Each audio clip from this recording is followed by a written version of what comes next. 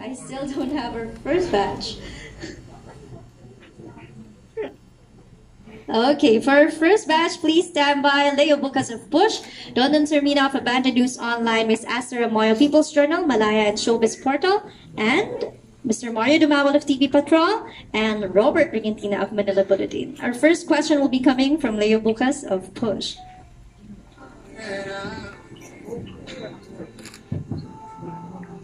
Congratulations muna sa inyong lahat. Ang tanong ko para kay Rose Fan, unang tanong, ano ang reaction mo ngayon na pinapanood mo sa malaking screen ang produkto ng ginawa mo, including all those sexy scenes, etc., etc.? Kinabahan ka ba o nailan? Well, actually po, first movie na solo ko na pinanood ko sa screen. So, first time ko po talaga to. Kaya yung kaba ko as in, at the same time, yung genre pa parang, di ba, sexy talaga. Pero yun nga, chinat ko nga kahapon si Marco. Sabi ko, Marco, papanoorin ko na ba? Or doon lang sa screening kasi baka hindi ko kayanin. Sabi niya, ano ba? Doon na lang natin panoorin.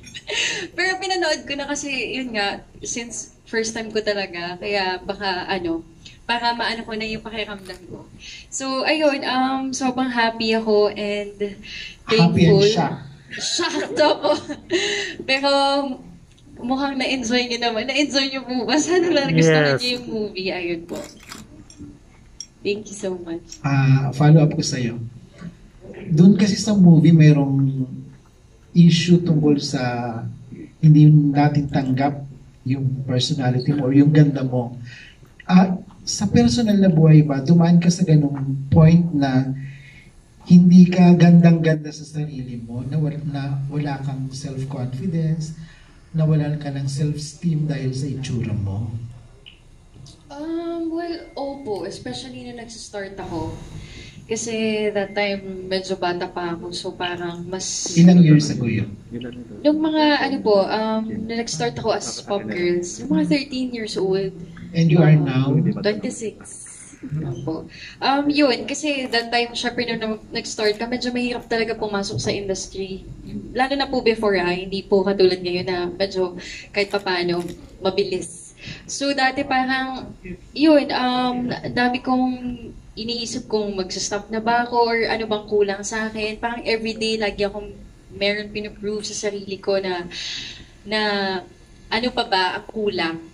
Actually, dumating nga ako sa point nun before na talagang pumunta pa ako ng Viva kay na boss na parang nasabi ko na talaga yung ganung part sa buhay ko na ano pa bang kulang, ano pa ba yung mali. Na parang, kasi may mga ganun syempre tayo hindi naman most of the time na malakas yung loob natin na parang pag nireject tayo, okay lang. So, pag sunod-sunod kasi medyo mabigat talaga. So, naramdaman ko din naman yung ganung feeling na sa buhay ko. I think lahat naman ata tayo nakaka-feel ng ganun. So after tonight, yung 13 years ng journey mo bilang artista ay masasabi mong worth it naman? Well, yes po. Especially sa movie na to. Parang lalabas ko na 100%. Hindi naman. Alam ko meron pang ilalabas pero talagang binigay ko yung best ko po dito sa movie na to. Especially, gusto ko din naman na ipaglaban yung mga work na ganito, yung katulad kay Salome. Cam girl. Oo. So, yun po. Congrats, ang galing mo. Thank you. Thank you very much. That was Leo Bukas of Push. And at this very moment, we will allow only one question per press. Thank you very much. Okay, for our next question, let me call in Dondon Sermina of Abandoned News Online. Thank you po. Naging one question.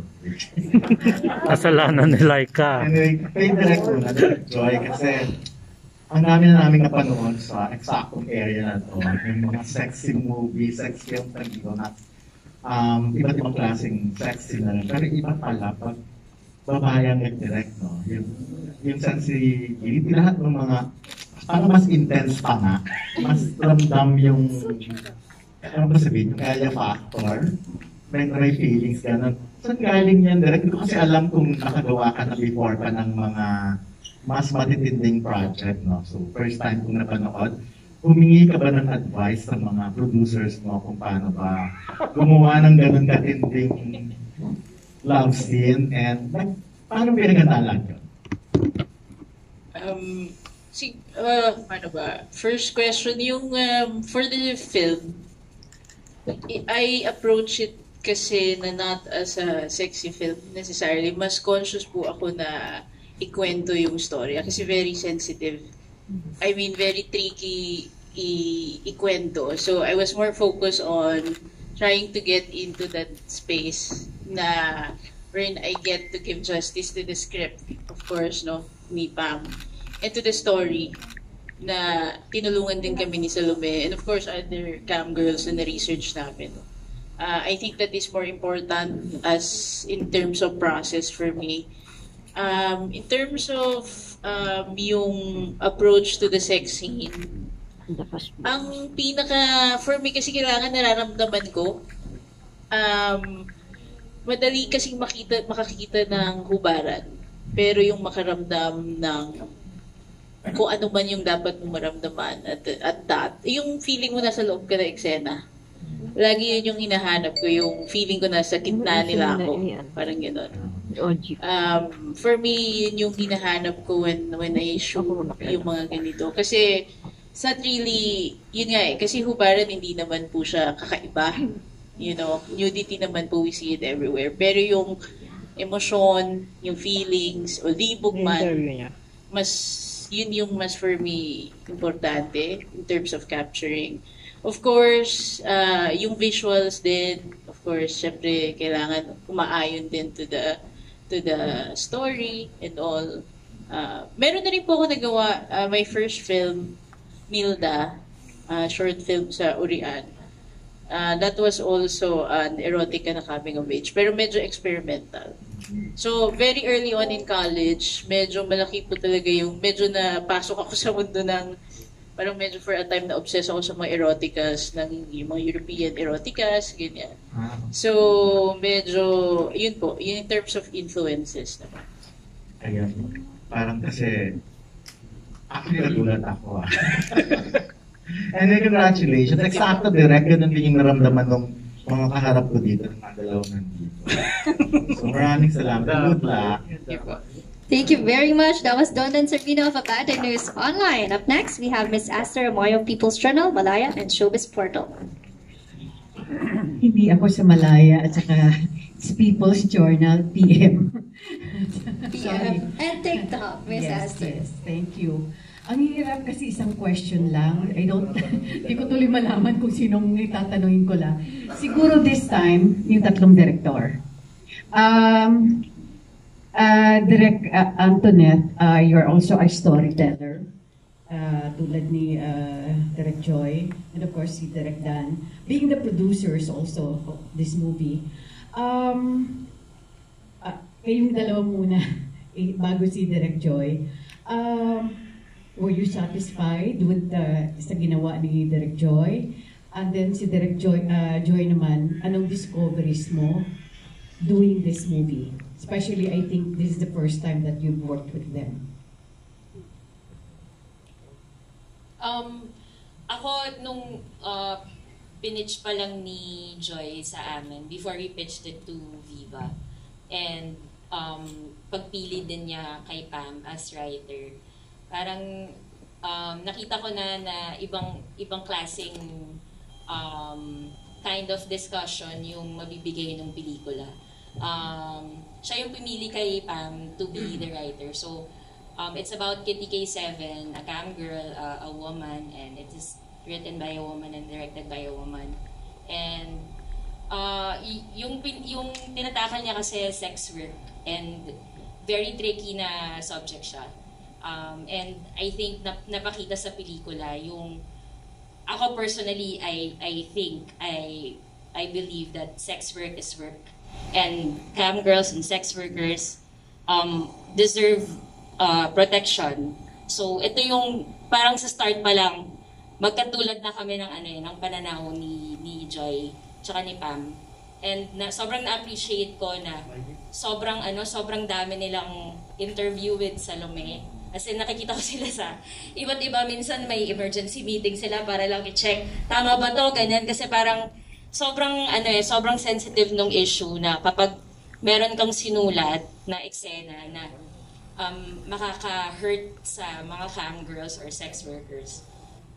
Yung binild nila na script, mawawala ng ng saysay kapag hindi siya from the perspective of a real cam girl or sex workers.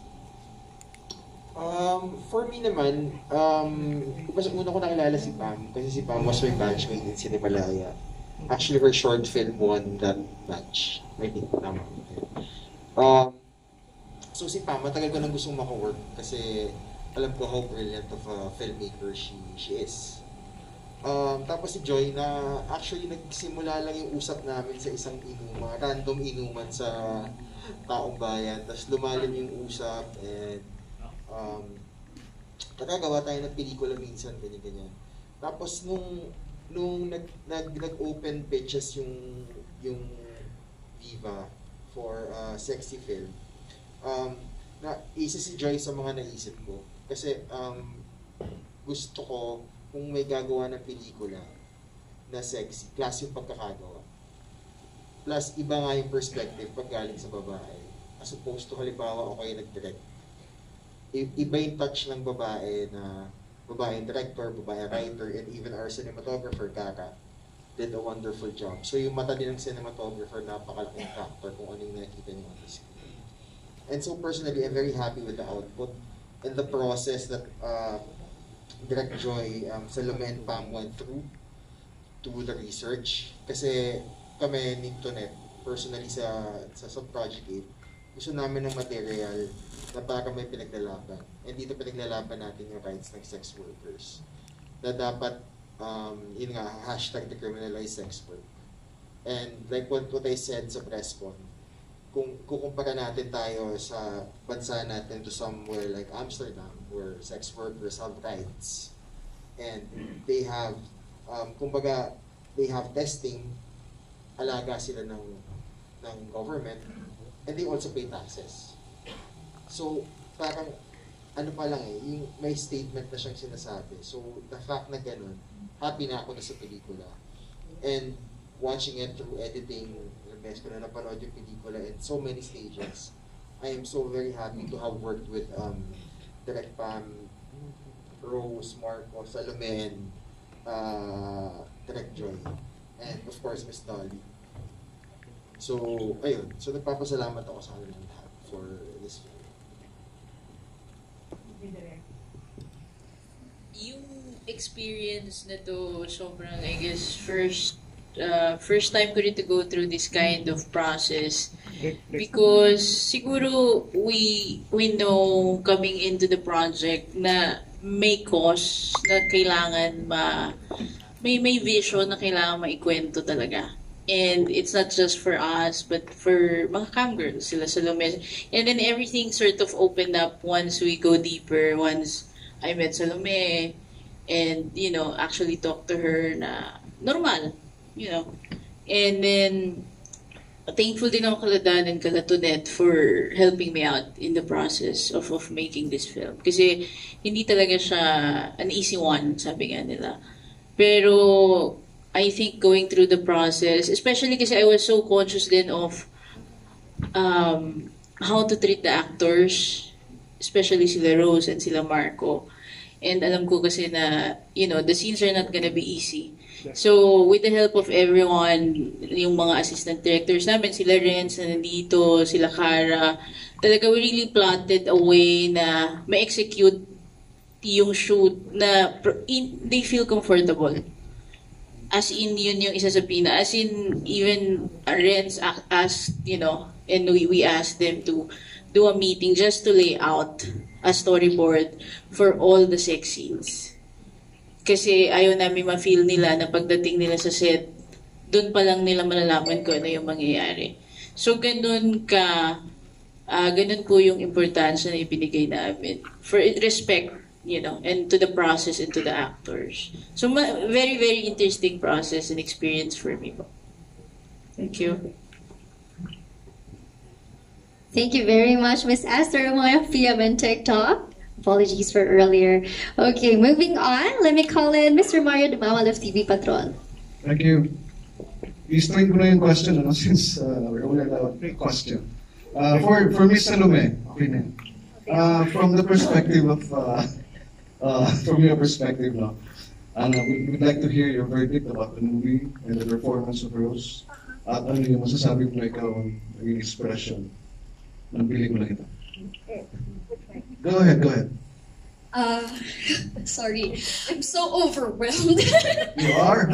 Yeah, I am. And I didn't, going into this, I was, really happy that my input was sought. Because it's really important that my work and yung humanity ng sex workers was represented fairly. And I feel like parang yun yung pinaka na-communicate ng film sa akin. Na yes, we are human. Like, we are putting out a commodity that is very wanted. Like sex, like everyone wants sex. Everyone wants to see sex. Everyone wants to make porn. Pero a lot of people really forget that it comes from a real person with emotions. And parang, sorry na, overwhelmed. I thought that it was important rin that it was shown the dangers that we face and yung illegal nature niya and the harassment that we face from our followers and fans and the people that we meet on the street and how badly stigmatized it is, that the stigma actually rips families apart. It did for me. I was actually really surprised how much of the details of my story made it into the film, especially the scene where, I started exploring my sexuality with the photographer as well.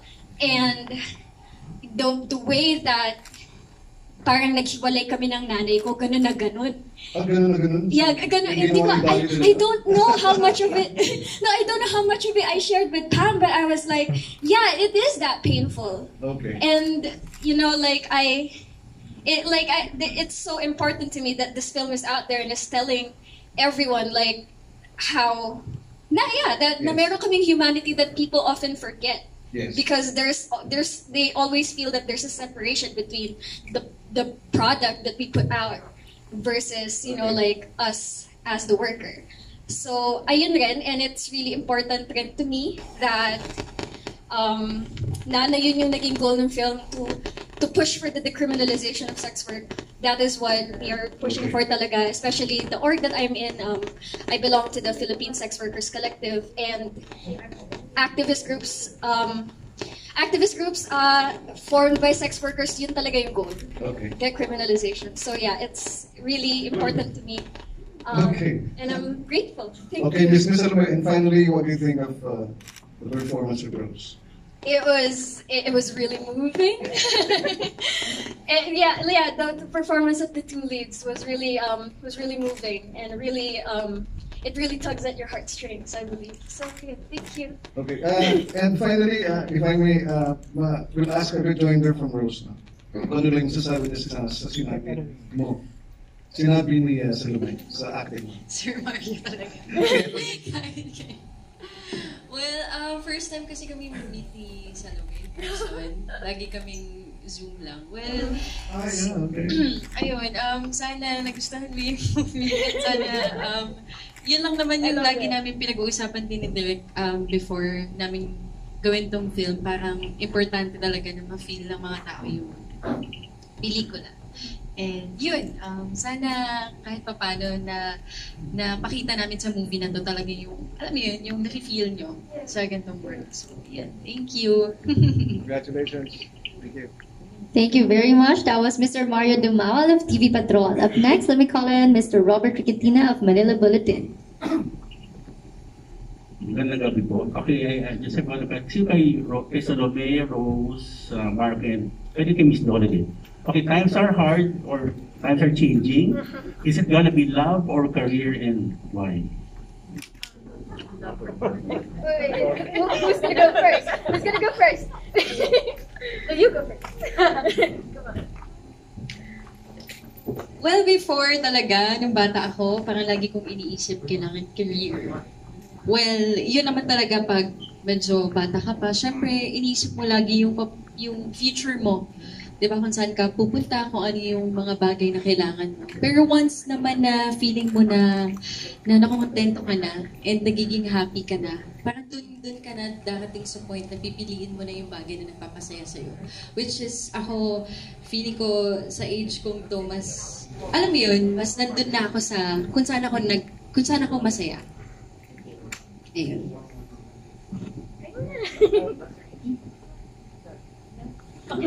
Love or career? Well, I thought I was gonna go for love, but I guess I'm gonna go for career. It's not like I have an option. No, I think definitely. I think this is the time for me to focus on career, work, grind, you know, till the end of the year. Yeah. Ba't kailangan pumili? Hindi ba pwedeng pareho sabay? Ang difference lang kasi, pero valid yung question nyo, kasi yung si Krishna kasi pinapapili niya eh. Pero pag umabot na tayo sa point na pinapapili na tayo, ay di iwan na yan at career na.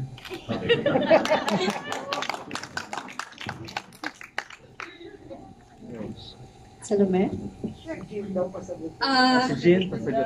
Sige. Okay.